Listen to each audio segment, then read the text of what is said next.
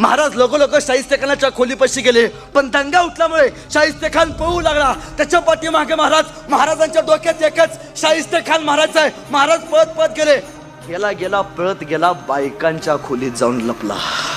कारण त्याला माहिती आहे जगात छत्रपती शिवाजी राजांचे एकमेव असे मावळे आहेत जे बाईवरती गाईवरती कधीच हात उचलत नाहीत. पण महाराज शांत उभा राहिले. त्या संधीचा फायदा घेऊन खऱ्या अर्थाने एका क्षणात तो बाहेर आला.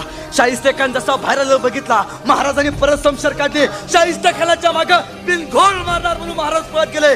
शाहिस्ते खान जीवानी शिपावू लागला. गेला गेला गेला खिडकीतला उडी मारणार. महाराजांनी तलवार काढली, साप पकडला, तलवार चालवली. जीवावरचं युद्ध 3 बोटावरती निभावलं. शाहिस्ते खान खाली पडला. शाहिस्ते खानाचा सगळे सैनिक तयार व्हायला लागलं.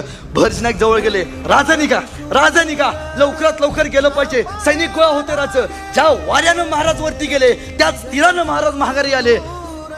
भरज नायकांनी महालात जायच्या अगोदर 200 घोडी अगोदर खाली तयार करून ठेवली होती. पुढचं प्लॅनिंग.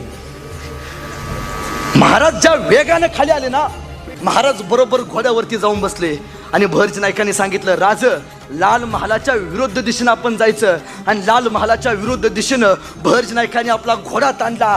खरं तर महाराजांचं सैन्य लाल महालाच्या विरुद्ध दिशेनं गेलं.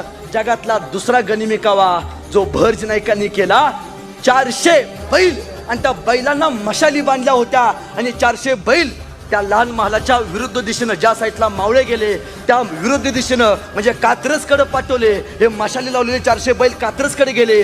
शाहिस्ते खानाच्या सैनिकांना महालावरती बघितलं, अरे हे मावळे गेलेत कात्रजकडे गेलेत.